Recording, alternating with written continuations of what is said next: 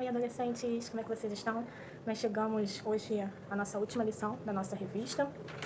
E aí é a lição 13, Jesus e os Salmos, as músicas cantadas por e para Jesus.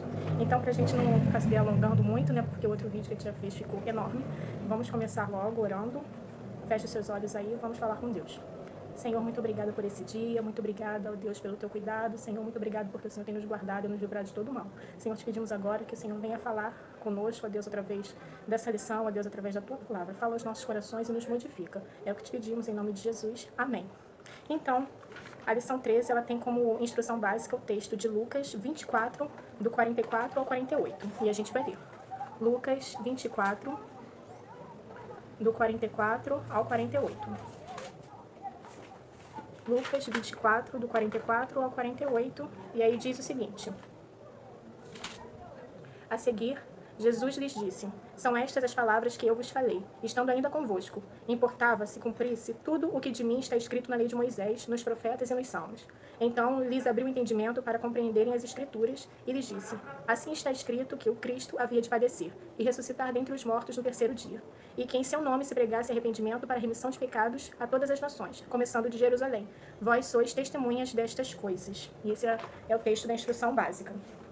E aí, como a gente está chegando ao final, né, dessa playlist dos Salmos, a gente fez um tour pelos Salmos e a gente descobriu, né, que os Salmos, ele é um instrumento que nos leva à adoração a Deus. Por meio dos Salmos, dos cânticos que há nos Salmos, podemos adorar ao Senhor também.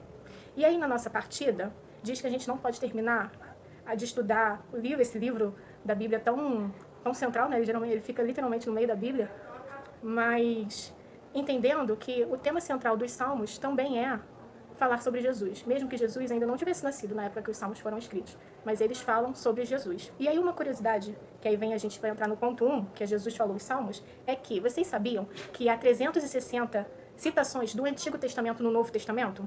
E desses 360, um terço fala sobre os Salmos? Vocês sabiam disso? É muita coisa, né?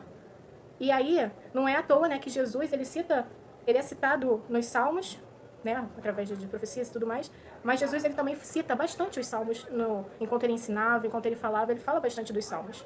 E aí, Jesus, ele utilizou dos Salmos em diversas situações, né, quando ele foi falar do cumprimento das profecias, ou para expressar os sentimentos, e para se afirmar também como Messias esperado, né. E aí, no Salmo 22:1, que também acho que teve em alguma das nossas devocionais, ou estava em alguma das nossas leituras. No Salmo 22:1, foi escrito por Davi, né? E aí Davi vai fazer uma pergunta. E diz assim, o versículo 1 do Salmo 22. Deus meu, por que me desamparaste? Por que se acham longe da minha salvação as palavras de meu bramido?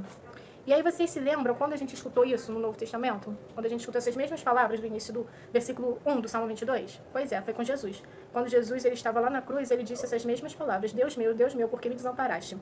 E aí, Davi ele não escreveu isso para que Jesus usasse na cruz. Davi escreveu isso porque era o que ele estava sentindo. Mas, qual é a certeza que a gente tem? Que Deus está conosco em todos os momentos. Davi ele poderia até estar se sentindo assim, mas Deus não tinha desamparado ele. Deus continuava com ele. Muito diferente do que aconteceu com Jesus lá na cruz. Jesus na cruz ele estava carregando todos os pecados da humanidade. Então Deus realmente não estava ali com ele. Deus tinha desamparado realmente Jesus quando ele estava ali na cruz. Porque Jesus se fez maldição por nós. E Deus não poderia estar ali. E aí, Jesus também ele cantou os salmos, né? Ele, como a gente falou, os salmos eles eram cânticos, né? Então eles eram cantados, né? Na sua maioria. E aí você consegue imaginar Jesus fazendo isso, cantando os salmos? Tenta se teletransportar, pensar lá naquela época, na época que Jesus estava ali, lá ensinando, quando ele estava junto dos discípulos, ele cantando os salmos. Consegue imaginar isso? E aí Jesus ele foi ensinado a ter a palavra na mente dele e no coração dele. Os pais dele, né? Isso era um ensinamento muito forte lá para os judeus, né? De que os pais tinham que ensinar sobre a palavra, sobre a lei, né? Então Jesus ele foi criado assim também.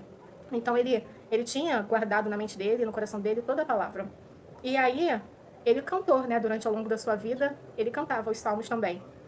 E aí em um trecho que está lá em Marcos 14:26 vai dizer que ele junto com os discípulos cantaram, né? E aí, nesse momento, foi no momento da última ceia, né? Quando Jesus ele reúne seus discípulos, ele parte o pão, ele serve o vinho. E aí é o último momento em que eles estão ceando, e aí após isso eles cantaram. E aí lembra que esse período, né, que a gente conhece como a Páscoa e tudo mais, os judeus eles comemoravam a Páscoa também, né? Que foi quando a saída do povo de Deus lá do Egito, isso era a Páscoa para os judeus. O que para nós aqui a Páscoa, né, se transformou na morte e ressurreição de Jesus. Então, tinha salmos que eram propícios para se cantar nesse momento, para encerrar a celebração da Páscoa. E aí, provavelmente, deve ter sido do Salmo 115 ao 118, algum desses que pode ter sido que Jesus e os seus discípulos cantaram ali após cear a última ceia. E aí, além disso, Jesus ele também ensinou através dos salmos. E aí a gente vai ler a passagem de Marcos 12, do 35 ao 37. Marcos 12, do 35 ao 37. É isso mesmo? Isso, Marcos 12, do 35 ao 37. E aí diz o seguinte: Jesus, ensinando no templo, perguntou: Como dizem os escribas que o Cristo é filho de Davi? O próprio Davi falou pelo Espírito Santo. Disse o Senhor ao meu Senhor: Assenta-te à minha direita, até que eu ponha os teus inimigos debaixo dos teus pés. O mesmo Davi chama-lhe Senhor. Como, pois, é ele seu filho? E a grande multidão o ouvia com prazer. E aí, como é que era possível Davi chamar o Messias de seu Senhor? Tenta entender aí o longo período de tempo entre o rei Davi, lá quando ele viveu, e até o momento que Jesus veio à Terra, né? Então, tem muitos anos aí nesse período. E aí, Jesus ensinou, né, que o Messias não é somente filho de Davi. A gente costuma falar, muitas das músicas, a gente fala raiz de Davi, filho de Davi, né? Que vem da descendência de Davi. Isso era uma profecia, e realmente era, porque Jessé é mesmo, né? Ele era descendente, ele era da linhagem de Davi, do pai de Jesus, aqui na Terra. Mas, que o Messias não era somente o filho de Davi, mas sim o filho de Deus e assim Senhor de Davi. Com esse menino, a multidão ficou com esse ensino. A multidão ficou maravilhada com Jesus, que a gente viu ali no verso 37. Mas o mesmo não se podia dizer de quem? Dos fariseus, né? Que estavam sempre ali de butuca, ouvindo o que Jesus falava e sempre murmurando e já armando contendas para isso. E aí o ponto 2 da nossa lição vai dizer o quê? Salmos que falam de Jesus, que foram, a gente leu alguns durante essa semana, desses salmos, né? Que falam sobre Jesus. E ali a gente vê que os salmos são realmente, aqueles salmos são realmente escritos pensando, né, no Messias, no que viria para salvar o povo e tudo mais. E aí Jesus ele falou isso aos seus discípulos depois da sua ressurreição. E aí a gente lembra lá o contexto como é que estava, né? Jesus tinha sido morto na cruz e os discípulos ainda não tinham, né, se lembrado das palavras de Jesus que ele ressuscitaria ao terceiro dia. Os discípulos eles estavam terrivelmente tristes, abatidos, pensando que tinha chegado o fim, que o líder deles, o mestre deles, estava morto. E aí começou-se, né, ao terceiro dia começou a se espalhar, né, os burburinhos, a notícia de que o túmulo estava vazio, de que Jesus estava vivo. E essa notícia para os discípulos, para alguns deles, parecia boa demais para ser verdade. Eles não estavam acreditando naquilo, que aquilo estava acontecendo. Eles não se lembravam do que Jesus tinha falado. E aí, então, o Messias ressurreto apareceu para os discípulos. E aí eles estavam, né, se sentindo abatidos, tristes, sofrendo, pensando somente na morte, esquecendo, né, do que Jesus tinha dito, que ele ressuscitaria ao terceiro dia.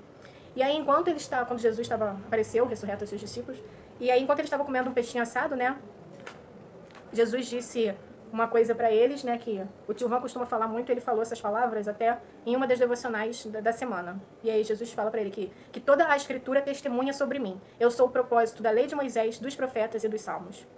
E aí Jesus, né, ele é o tema dos salmos. E mais do que isso, ele é o tema de toda a escritura. A Bíblia, né, ela não é uma coleção de várias histórias que foram juntou e deu o livro da Bíblia. Não. Sim, ela tem várias histórias, mas o tema principal sempre vai se referir ao Senhor Jesus. E aí eu não sei quem de vocês... Eu assisti uma vez um filme, e aí esse filme ele tinha vários núcleos, né? Quando a gente fala nesse negócio de filmagem, tu tem os núcleos, né? Um núcleo aqui, de um casal protagonista aqui, outro casal aqui. E, né, nenhum deles eram relacionados. E aí eu sei que eu assisti esse filme sem entender bolufas. Não entendia nada. Como é que ia se interligar isso daí? Não entendi nada. A Bíblia não é dessa forma. Sim, a gente tem várias histórias lá lá de Moisés, de Abraão, de Davi, de Daniel, mas tudo isso vai se dirigir para apontar para o Senhor Jesus. E aí a gente vai ler um texto que está lá em Efésios 1, do 7 ao 10. Efésios 1, do 7 ao 10. E aí diz o seguinte: no qual temos a redenção pelo seu sangue, a remissão dos pecados, segundo a riqueza da sua graça, o que Deus derramou abundantemente sobre nós em toda sabedoria e prudência, desvendando-nos o mistério da sua vontade, segundo o seu beneplácito, que pusera em Cristo, de fazer convergir nele, na dispensação da plenitude dos tempos, todas as coisas, tanto as do céu como as da terra. E aqui, nesse último versículo, tem uma palavrinha muito importante, que é convergir. Você sabe o que significa essa palavra? E aí, convergir significa dirigir-se para um ponto comum, para uma mesma conclusão ou um mesmo resultado. Ou seja, o propósito de Deus é que você e eu possamos encontrar a Cristo quando lemos a sua palavra. Encontramos a Cristo quando lemos as Escrituras. E aí aqui vai dizer, na lição, que o cristianismo não é apenas uma coleção de ensinamentos. O cristianismo é primária e essencialmente um relacionamento com uma pessoa. E que pessoa seria essa? Hein? Sim, é um relacionamento com Deus e Jesus. Exatamente. Então, toda a Escritura, ela vai convergir para esse ponto comum, que é o Senhor Jesus. E aí o ponto 3 da nossa lição diz o quê? Minha vida fala de Jesus. E aí, do mesmo modo que as Escrituras convergem para Cristo, a nossa vida também tem que convergir para Cristo. E aí, o que seria ter uma vida que converge para Jesus? E aí, como a gente pode fazer isso? E aí, a resposta é muito simples, seguindo o exemplo de Jesus. E aqui vai se dividir em 3 pontos. Na letra A, Jesus ele tinha os salmos e as Escrituras na mente e no coração e nos lábios. E nós temos que ser assim também. Em uma das nossas lições, que a gente estudou sobre o Salmo 119, e ele, em sua maioria, ele vai falar da palavra de Deus, do zelo pela palavra, de o quão importante é ter a palavra na mente, no nosso coração, é aqui. Jesus também fazia isso, como a gente falou no início. Jesus, ele tinha a palavra guardada, gravada nele, porque ele foi ensinado a isso. E além dele ser o próprio Deus, né? Então, ele sabia, ele falava com propriedade do que a palavra falava. E nós também temos que ser assim. Nós temos que estudar a palavra, tê-la na nossa mente e no nosso coração. E aí a gente fala, tem um versículo, guarda a tua palavra no meu coração para não pecar contra ti. Como é que a gente pode fugir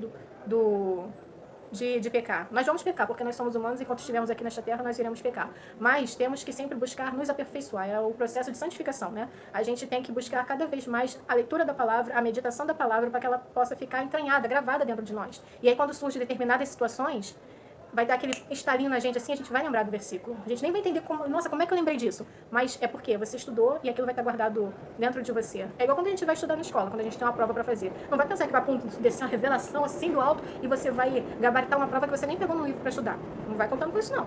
Mas se você se dedicou, se você passou o seu tempo estudando aquele conteúdo, pode ter certeza que mesmo que lá na hora da prova, você vai lembrar. E é a mesma coisa aqui. E aí, a letra B. Jesus, ele tinha um relacionamento íntimo com o seu Pai.